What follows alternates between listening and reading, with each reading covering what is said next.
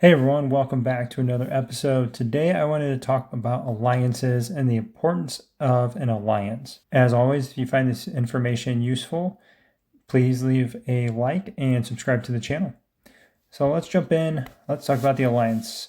And first of all, as you know, when you start the game, after you hit a couple levels, you will be asked if you want to join an alliance.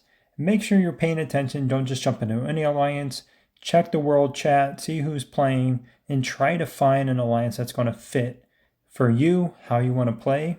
And if you need to, send them my videos, and hopefully that will get you guys started in the right direction. Why is an alliance so important? Well, there are so many different factors that make alliances so important in the game, not just for verses and seasons and fighting and all that stuff, but then the benefits of being in an alliance. You're going to get things like alliance gifts, where you're going to get resources, speed ups, recruitment tickets, all kinds of things every single day, and those add up. And the more active players you have in alliance, the more of these gifts you're going to get every day. And as you can see at the top here, we have a level 31 gift level, and that gift level keeps going up the more people either purchase things for the premium gifts or just regular items by doing things like rallies. They're going to give you these boxes here. So collect those, and as you see, I got lots of different resources, some diamonds, and then I also got these scales because they were in the season. So that's some of the items. And then I'll hit this here, and you can see you got recruitment tickets, resources, speed ups, and also alliance tokens too. You do get VIP points in this as well. So this is another way to quickly level up your VIP level. The more active players you have, the faster you're going to level up your VIP level. And going along with that, you have helps too. So not only you're helping your alliance, but your alliance helps you. If you take a look here on some of my researches, these are shorter researches, only a few days long. And with the amount of helps that I have almost an entire day taken off of one of my researches from my alliance. So the better your alliance is, the more active players you have, and the higher you go, the more this feature helps you. All right, so let's talk about the alliance tech and why this can be so important to how fast you level up. When you first start out, you're going to have the development tree, and you'll start with the auto rally skill. Once you unlock that, you'll be able to just start working your way down the tree, and you'll want to get quick construction, great helper, your 2 tech items here, get down to the veteran craftsman to reduce the overall cost of all construction builds. Those items will help you fly through development and getting up to level 30 and getting your tier 10 troops. So making sure that you're spending a lot of time on those things. Don't waste your time on maybe like the quick gathering. Don't try to maximize this. Don't try to maximize the food output, the gold output, and the protection. Absolutely don't waste any time on the protections. That is a huge waste. And the quick crafting, the expert crafting, well, at first that seems good. Don't waste a lot of time on here too. Maybe get this up 1 or 2 levels like you need to, just to get down to the veteran craftsman. And you want to make sure you max out the quick construction, a great helper, or at least get them as high as you can. And once you got most of that done, you guys are well on your way, then you can get into the war tree. And there's so many different things in here. Everything in here is very important. I wouldn't say skip out any one thing over another. Always good to have training, quick training, very important to help your team quickly train troops, and then the cost reduction for training troops too. And then you have your speed to marching to cities, and then when you're attacking other commanders. And then probably some of the best ones are going to be your rally tech. Well, it doesn't seem very important at the beginning. Later on, when you need to rally big players, you can burn some really big players by getting these stats all the way up. As you max these out, you get plus 10% to attack, HP, and defense. Your teams, though they may not seem really strong to you, but then you get 5 players, and then you give everybody an additional 5 or 10% in stats across the board, will make you very strong and allow you to maybe burn some players that you may not have been able to burn before. And then going down to the bottom, you have the drill ground expansion.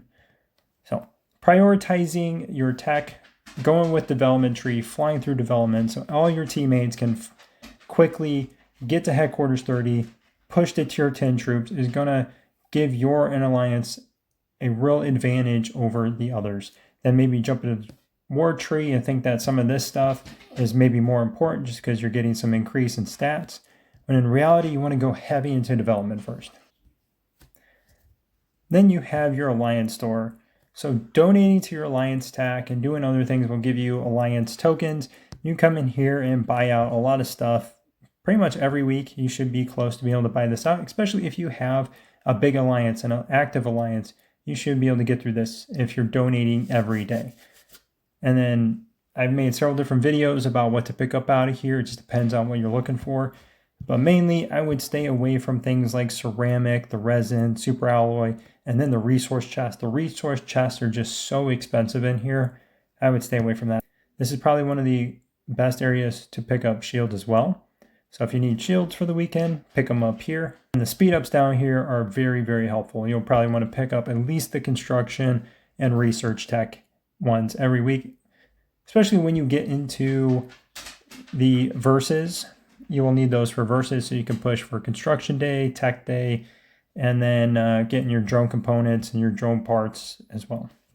When you get into alliance duels, making sure your team knows how to maximize your points and effectively win on these versus days. So knowing what days you need to do what, saving up resources, starting builds a week before and then finishing them on build the day, and then going crazy on versus tech, doing things with Valor badges to maximize versus tech. And then on hero training day, making sure you have all your shards, hero XP, your skill points, you're saving that throughout the week, and then you dump it on hero day. So saving, and then burn them. You should then repeat that every week as you go through versus to maximize points. And as long as your whole team's doing it, you should have a pretty good chance at winning. So being in an alliance early, finding players that are really committed, making fast progress, and becoming really strong together will make the game so much more fun.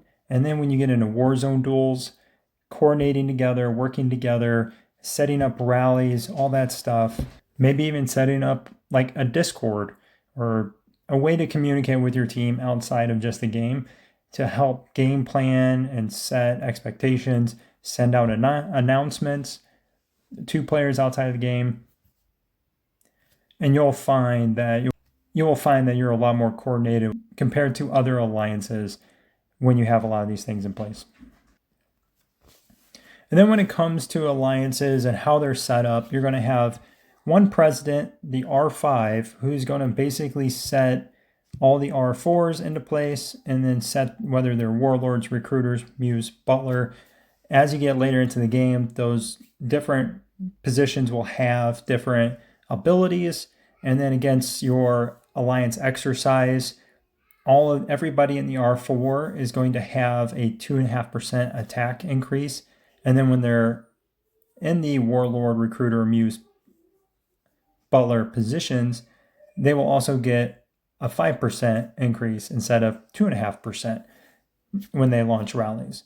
So these positions matter, and whoever your R4 team is, you're going to have an R4 chat and be able to coordinate with what's going on with the alliance, who needs to be, maybe somebody needs to be removed, or you're trying to coordinate a big event. And having the R4 chat and not having everything in an alliance chat helps separate things out. So knowing who you want to have help you run the alliance, or maybe you know who you want to be the leader and you just want to be able to help guide, this is where you want to be in. And then of course you can just put people R3, R2, wherever. The other positions really don't matter that much. There's no other benefits between R2, R3, or even R1. Other than maybe if you have somebody in for a period of time, you want them R1, you can work their way up depending on how efficient they are. Well, that is it for today. I hope you guys found this video helpful. If you have any questions, let me know in the comments below. Otherwise, have a good one. I'll catch you guys next time.